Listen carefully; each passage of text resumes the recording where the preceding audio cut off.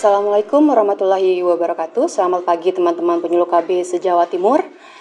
Pada kesempatan kali ini saya akan memaparkan dan juga menjelaskan terkait bukti fisik SKP 2023 ahli pertama per poin. Namun sebelum saya memulai penjelasan terkait bukti fisik SKP 2023 jenjang ahli pertama, saya akan memaparkan beberapa poin yang perlu diperhatikan oleh teman-teman penyuluh KB ahli pertama sekalian. Yang pertama, dalam penyusunan bukti fisik SKP harus memperhatikan RHK pimpinan yang akan diintervensi. Jadi di sini misalnya menurunnya angka kelahiran total, maka penyusunan materi konseling yang akan kita lakukan harus disesuaikan dengan RHK pimpinan yang akan diintervensi. Temanya yaitu terkait angka kelahiran total. Kemudian yang kedua, terkait tanda tangan pejabat yang berwenang dapat ditandatangani oleh koordinator penyuluh KB. Namun, jika penyuluh KB tersebut menjabat sebagai koordinator, maka pejabat berwenang yang dapat menandatangani yaitu setingkat kabid atau sekretaris dinas. Poin ketiga, tanda tangan tidak boleh ditempel. Jadi langkah-langkahnya harus dilakukan oleh teman-teman sekalian. Yang pertama adalah print bukti fisik, kemudian meminta tanda tangan pejabat yang berwenang, dan selanjutnya di-scan untuk di-upload di Google Drive. Baik, itu adalah sedikit penjelasan sebelum kita memulai pembahasan bukti fisik 2023 jenjang ahli pertama. Baik, di sini saya sudah menampilkan terkait dengan SKP 2023 jenjang ahli pertama.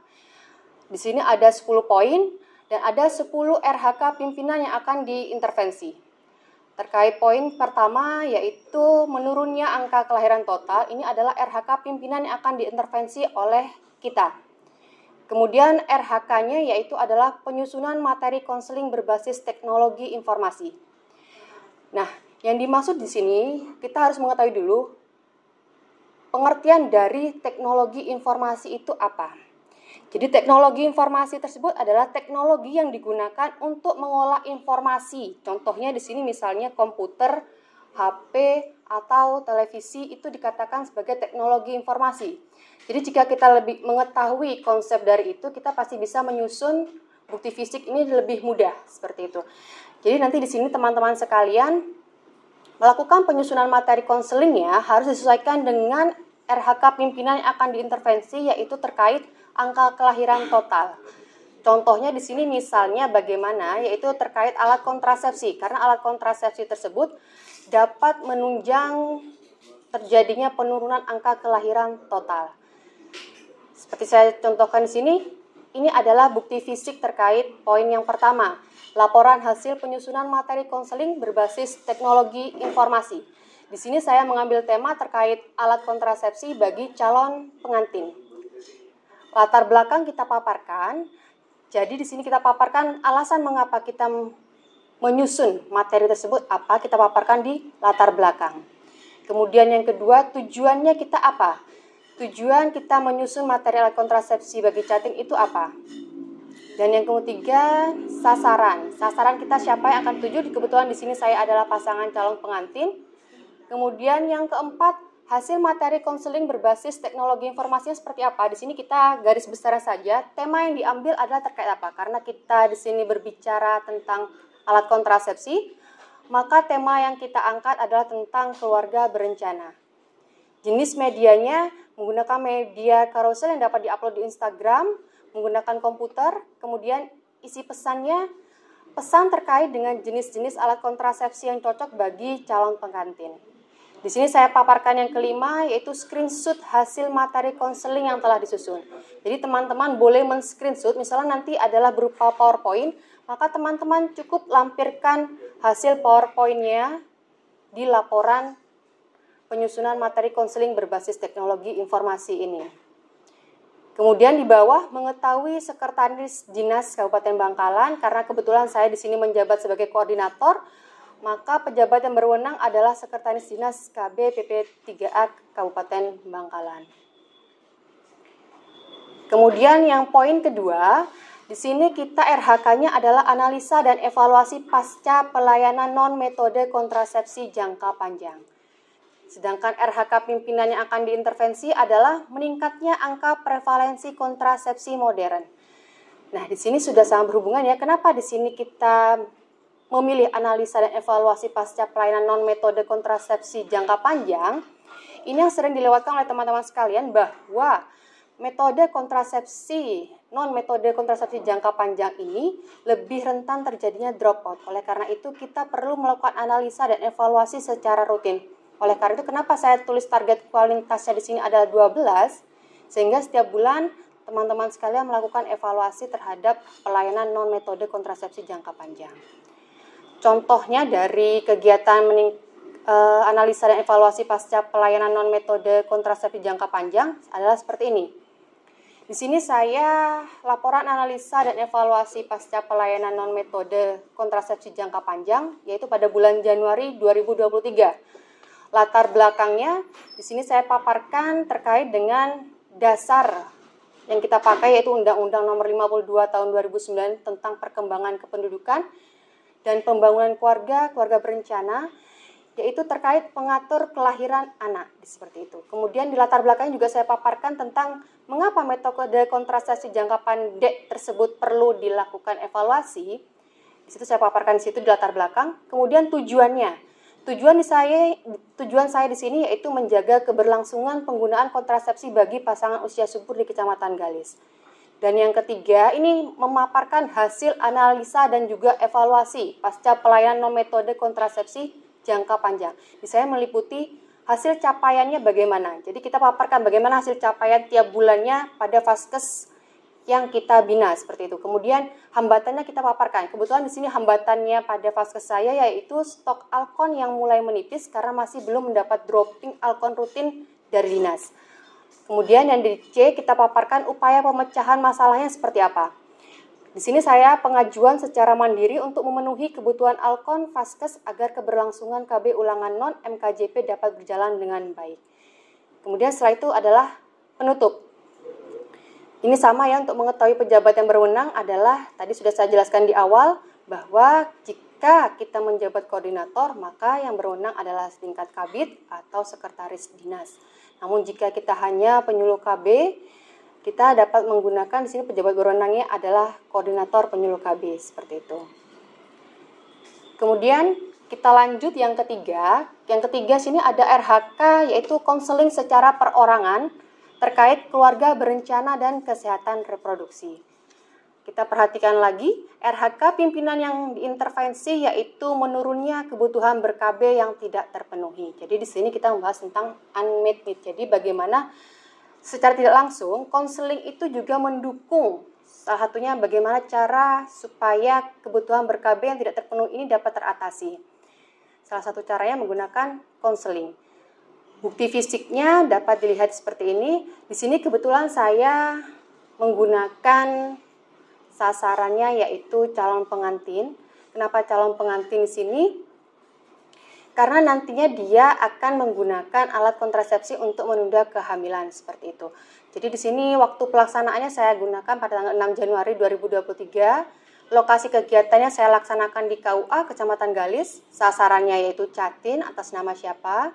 Kemudian hasil pelayanannya seperti apa? Di sini kebetulan di tempat kami ada kegiatan pengukuran bagi calon pengantin yaitu terkait tinggi badan, berat badan, sehingga kami dapat mengetahui status gizi dari calon pengantin dan juga lingkar lengannya.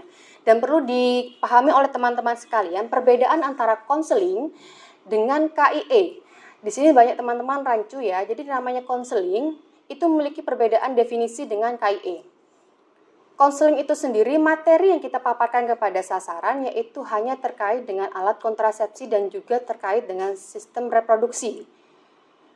Namun jika KIE itu materi yang disampaikan oleh pada sasaran itu lebih luas. Misalnya seperti bagaimana cara pengasuhan kepada balita, terkait dengan pengasuhan pada lansia, terus bagaimana cara kita berinteraksi dengan remaja, itu salah satu di materi KIE. Jadi sangat jelas sekali ya bahwa perbedaan antara konseling KIE, salah satunya jika ditinjau dari materi, sangat jelas sekali bahwa kalau konseling kita fokusnya hanya pada alat kontrasepsi dan juga pada kesehatan reproduksi sasaran. Jadi jika kita mengetahui konsep tersebut, maka otomatis kita insya Allah tidak akan bingung lagi menyusun laporan hasil konseling ini. Poin keempat di sini ada RHK kita, ahli pertama yaitu KIE melalui media sosial berbentuk tulisan, gambar, infografis, video, atau audio. Nah, ini banyak sekali ya teman-teman ya yang perlu diperhatikan bahwa RHK pimpinan yang akan diintervensi sini adalah menurunnya angka kelahiran remaja. Sehingga materi yang akan kita upload di media sosial nantinya harus terkait dengan angka kelahiran remaja. Nah, seperti itu semua kawan-kawan sekalian. Kemudian media sosial ini bisa digunakan seperti Instagram, bisa Facebook, bisa Twitter atau YouTube. Itu monggo teman-teman sekalian kondisikan. Contoh dari kegiatan ini ya, poin nomor 4 saya paparkan di sini, yaitu laporan hasil KIE melalui media sosial atau media sosial berbentuk tulisan, gambar, infografis, video atau audio. Kita paparkan dulu latar belakangnya mengapa itu diperlukan, karena angka TFR itu ternyata ditunjang salah satunya oleh kelahiran pada usia remaja, itu sangat tinggi sekali. Kemudian media sosial, kenapa media sosial? Karena media sosial merupakan suatu alat yang telah dikenal luas sebagai salah satu sarana penyampaian informasi dengan sasaran remaja. Sehingga nanti dirasa bahwa media sosial ini merupakan media KIE yang efektif untuk mencegah kelahiran pada remaja. Kemudian kedua, tujuan dari kegiatan ini apa? Itu kalau di saya ini menurunkan angka kelahiran yang terjadi pada remaja di wilayah binaan kita.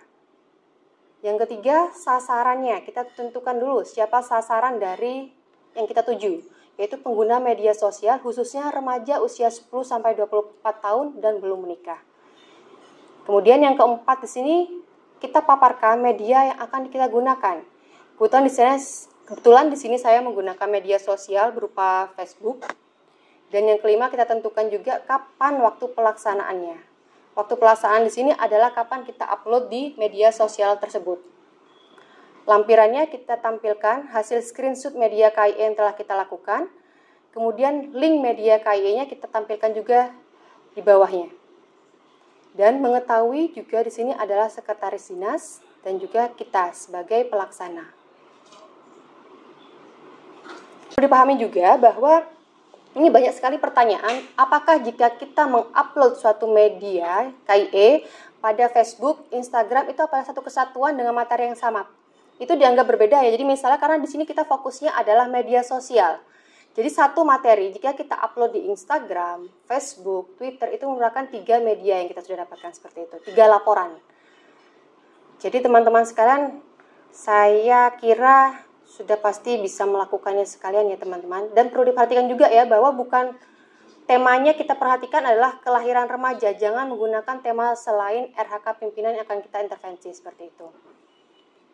Kemudian poin kelima, ada RHK penyusunan instrumen pemantauan dan evaluasi dalam kegiatan kemitraan, perkembangan kependudukan, pembangunan keluarga dan keluarga berencana.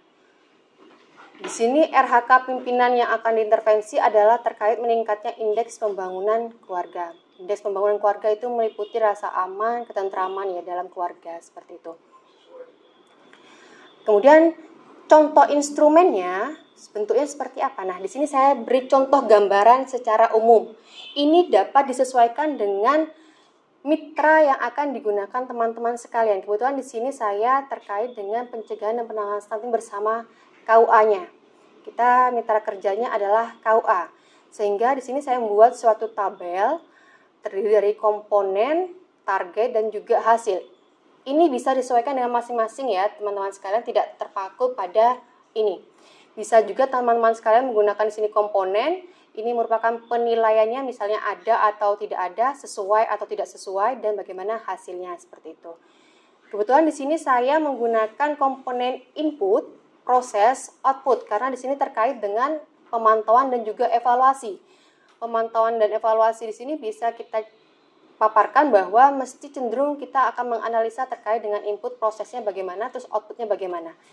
Di sini terkait kemitraan, saya inputnya adalah terkait ketersediaan SDM, kemudian di sini ada dukungan anggarannya bagaimana, ketersediaan sarana dan prasarana, metode kemitraan apa yang digunakan, kemudian prosesnya, frekuensi pelaksanaan programnya bagaimana, terus bagaimana pelayanan konseling bagi catinya, karena di sini saya kebetulan kemitraan bersama KUA adalah pelaksanaan konseling bagi calon pengantin. Kemudian dalam proses ini adalah peran mitranya seperti apa. Untuk outputnya di sini adalah jumlah sasaran yang telah diintervensi berapa, kemudian jumlah sasaran catin beresikonya itu berapa, jumlah catin yang terpantau LC-MIL itu berapa, dan penggunaan kontrasepsi bagi catin usia kurang dari 21 tahun. Dan ini perlu diketahui juga bahwa mengetahui tetap sekretaris dinas dan pelaksananya adalah kita.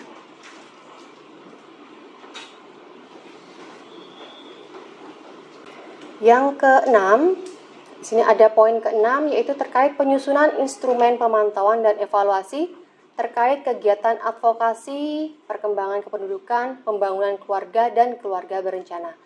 Jadi di sini ada poinnya, perbedaannya adalah advokasi. Tadi kemitraan, ini adalah advokasi.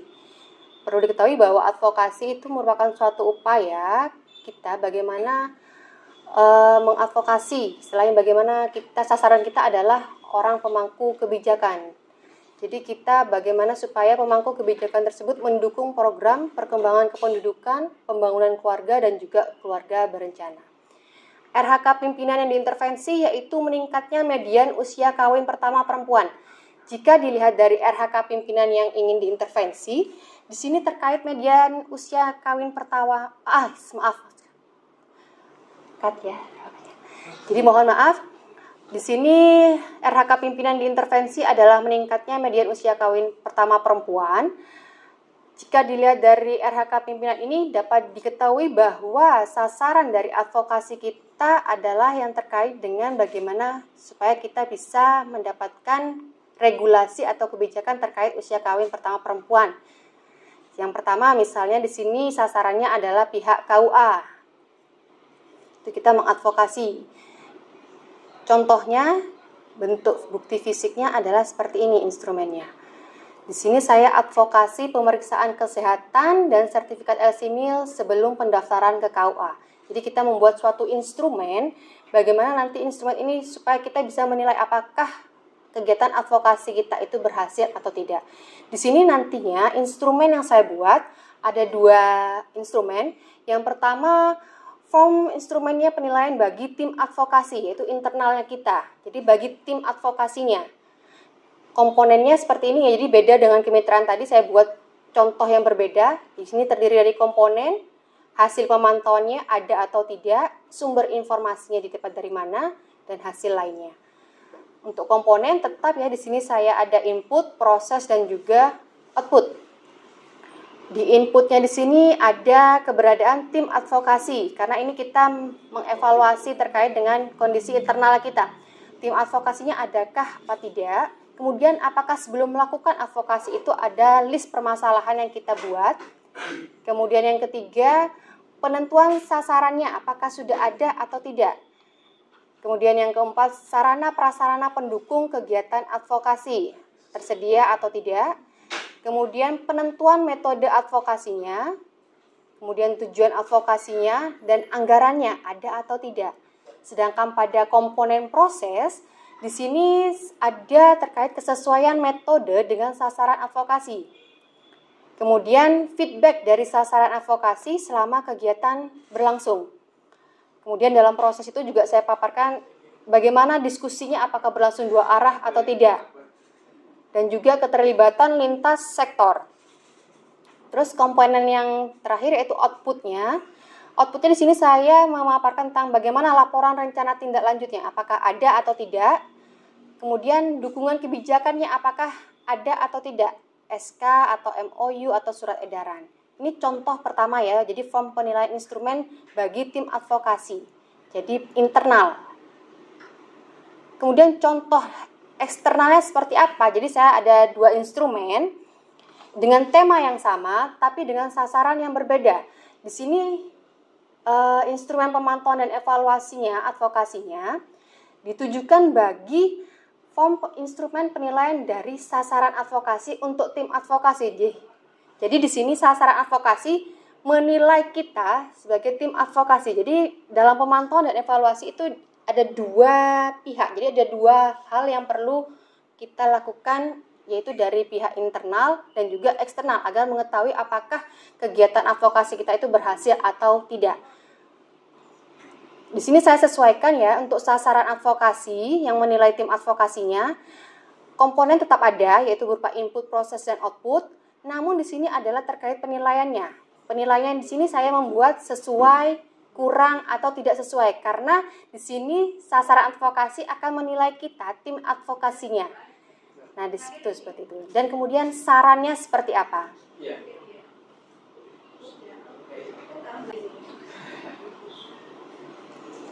Kemudian yang ketujuh, ada RHK pengembangan materi komunikasi, informasi, dan edukasi. Jadi di sini ada kata kuncinya, yaitu pengembangan.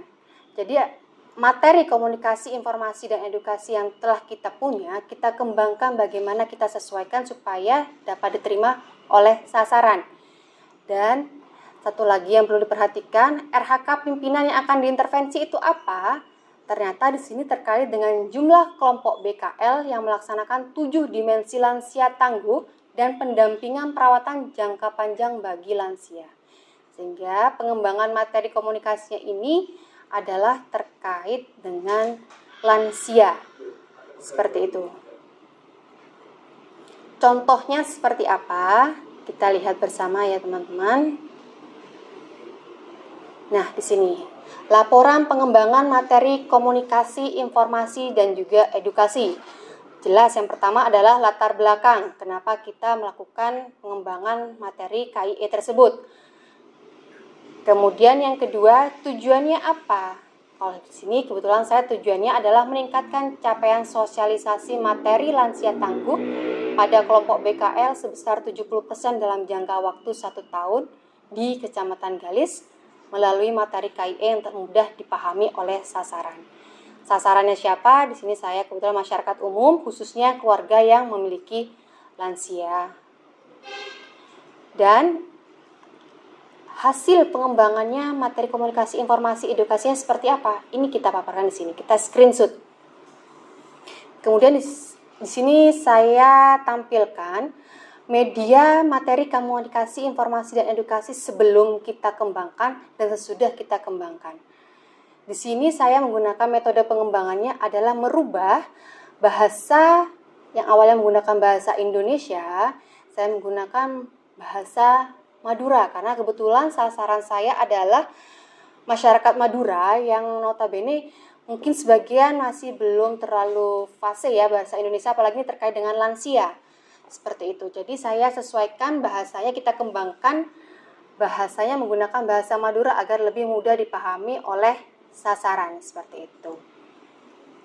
Jadi untuk teman-teman sekalian, monggo silahkan pengembangannya bisa bentuk macam-macam ya. Tapi perlu tekankan bahwa materi komunikasi, informasi, dan edukasi yang akan dikembangkan oleh teman-teman sekalian, jika bisa gunakan materi KIE yang digunakan oleh BKKBN dalam melakukan sosialisasi kepada masyarakat. Karena apa? Jika kita menggunakan materi komunikasi, informasi, dan edukasi dari lainnya, itu belum terstandarisasi, intinya seperti itu. Sedangkan kalau kita menggunakan BKKBN, itu minimal mereka memiliki juknis sebelum melakukan materi komunikasi, informasi, dan edukasi tersebut diupload di Instagram atau media sosial lainnya. Sehingga jika kita menggunakan BKKBN itu lebih terstandarisasi seperti itu. Jadi lebih baik gunakan materi-materi komunikasi, informasi, dan edukasi dari BKKBN. Kemudian yang ke-8 ini terkait penyusunan RHK-nya terkait penyusunan profil keluarga, profil kelompok kegiatan, atau profil setara kelompok kegiatan. Dan RHK pimpinan dan intervensi adalah terkait jumlah layanan pemutahiran basis data keluarga Indonesia. Ini teman-teman sekalian bisa menggunakan basis data di Newsiga, karena di sini ada profil keluarga, ada profil kelompok kegiatan, yaitu Poktan BKB, bisa BKR, PPKA, PIKR, atau profil setara kelompok kegiatan. Di sini contohnya misalnya Rumah Dataku.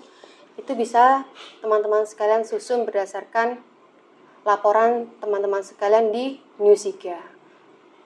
Contohnya seperti apa? Di sini saya paparkan ya. Nah, ini profil, kebetulan di sini saya mengangkat profil Poktan BKB di Kecamatan Galis. Susunannya ada kata pengantar, ada lembar pengesahan, daftar isinya seperti apa. Kemudian kita paparkan bab 1 di sini pendahuluan, yaitu berisikan latar belakang. Latar belakangnya kita sesuaikan dengan judul yang kita ambil. Karena kebetulan saya di sini BKB, maka terkait dengan balita dan pola asuhnya. Kita paparkan di latar belakang. Kemudian kita paparkan juga tujuannya dan manfaat dari kegiatan tersebut. Bab keduanya kita masuk pada profil bina keluarga balita yang ada di wilayah binaan masing-masing. Di sini saya paparkan terkait gambaran umum Kecamatan Galisnya dulu, karena kebetulan saya wilayah binaannya adalah di Kecamatan Galis. Saya paparkan. Kemudian yang kedua, kelompok bina keluarga balitanya itu sendiri.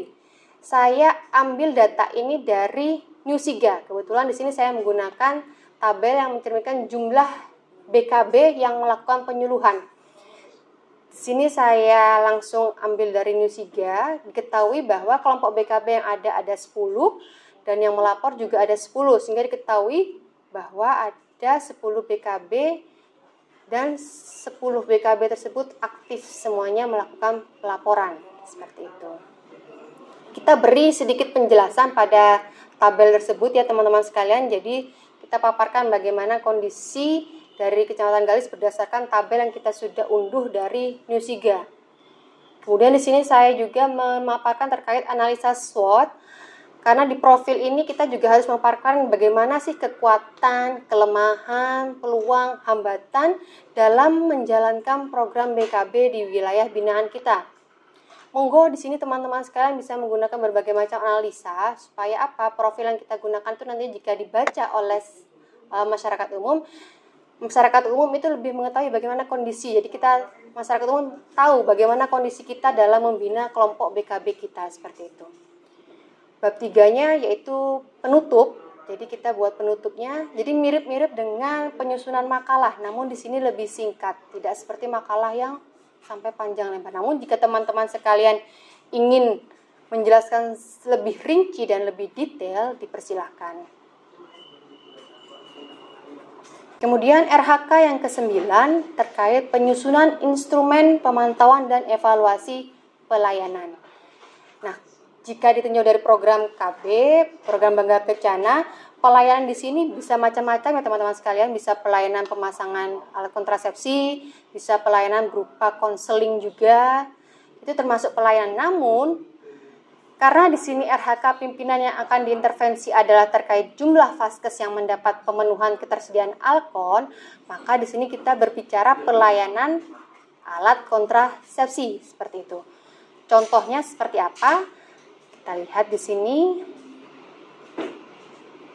Nah, ini instrumen. Jadi teman-teman sekalian, yang dikatakan instrumen itu adalah suatu alat yang akan kita gunakan untuk melakukan pemantauan dan evaluasi di situ.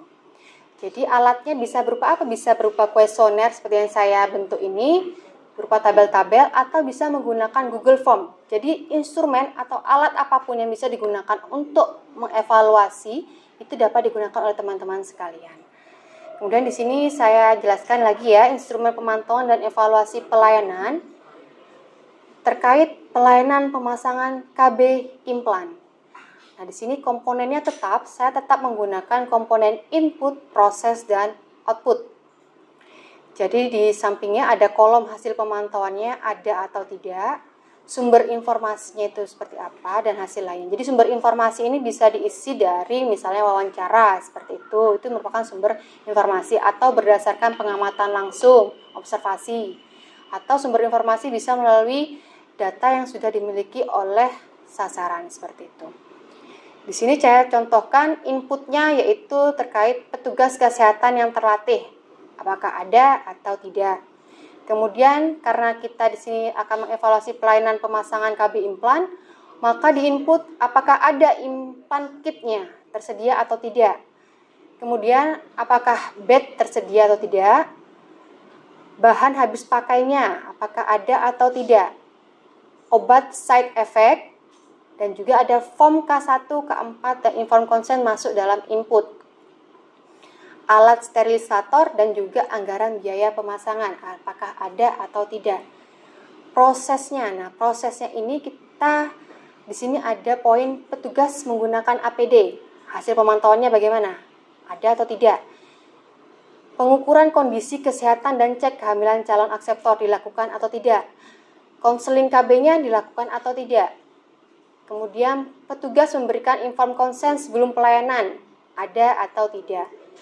Kemudian selanjutnya pelaksanaan pemasangan implan sesuai prosedur, dilakukan atau tidak? Kemudian yang terakhir adalah petugas menginformasikan jadwal kontrol, apakah dilakukan atau tidak. Outputnya di sini saya adalah terdaftarnya akseptor dalam aplikasi NewSiga. Nah, itu adalah outputnya. Jadi apakah akseptor yang kita layani itu sudah masuk ke dalam aplikasi NewSiga atau tidak? Itu adalah salah satu poin dari pemantauan dan evaluasi pelayanan. Kemudian output lainnya selain itu adalah peningkatan capaian PA dan PB implan. Jadi di situ ya untuk mengevaluasinya. Mengetahuinya sama ya seperti tadi di awal sudah saya paparkan.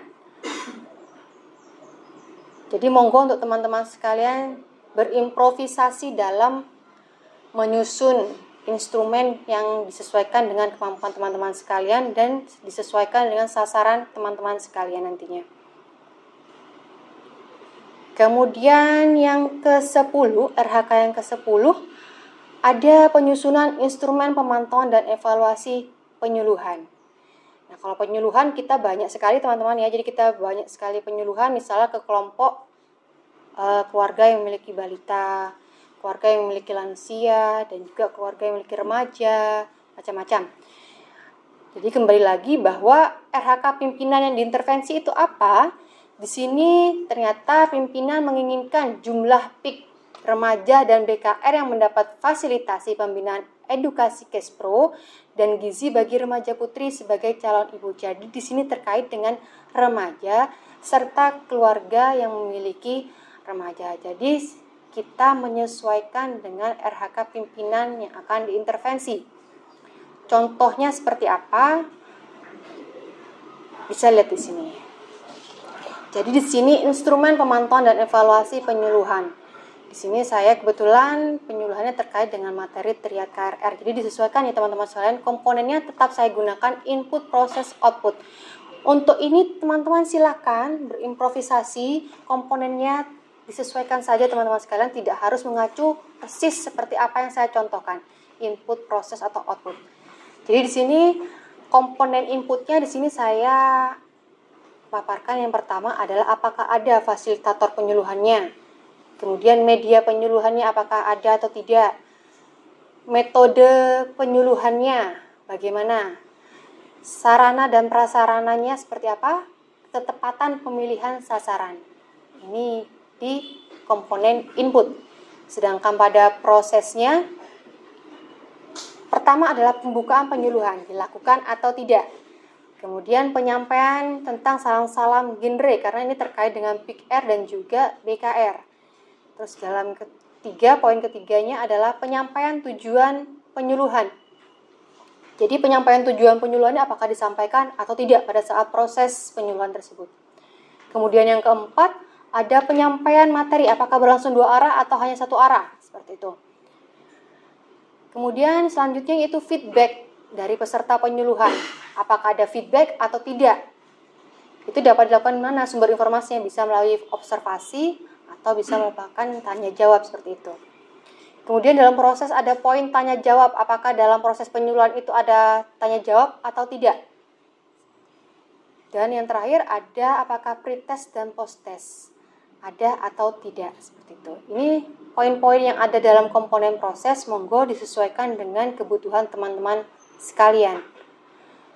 Pada output, di sini outputnya kebetulan saya di sini paparkan peserta mampu menyebutkan apa saja permasalahan triad KRR pada remaja. Jadi apakah mereka mampu menyebutkan atau tidak. Kemudian outputnya lagi situ peserta mampu memaparkan efek negatif dari permasalahan triad KRR. kemudian terbentuknya kesepakatan bersama untuk menghindari triad KRR, dan notulen penyuluhannya ada atau tidak. Jadi di output ini disesuaikan dengan materi penyuluhan yang akan sampai teman-teman sekalian sampaikan, seperti itu. Jadi tidak terikat pada contoh yang sudah saya paparkan seperti ini. Dan di sini juga mengetahui disesuaikan dengan pejabat berwenang yang sudah dijelaskan di awal penjelasan tadi. Baik, di sini teman-teman sekalian, pesan saya yang pertama yaitu pahami dulu definisi dari masing-masing poinnya. Jadi jika kita sudah memahami poin-poin, definisi dari masing-masing poin RHK yang ada, insya Allah kita bisa melakukan atau menyusun bukti fisik SKP 2023 tanpa adanya kesulitan. Seperti itu teman-teman sekalian. Baik, mungkin itu penjelasan dari saya. Semoga penjelasan yang saya paparkan bermanfaat bagi teman-teman sekalian dan memudahkan teman-teman PKB ahli pertama dalam menyusun bukti fisik SKP 2023. Akhir kata saya ucapkan terima kasih. Assalamualaikum warahmatullahi wabarakatuh.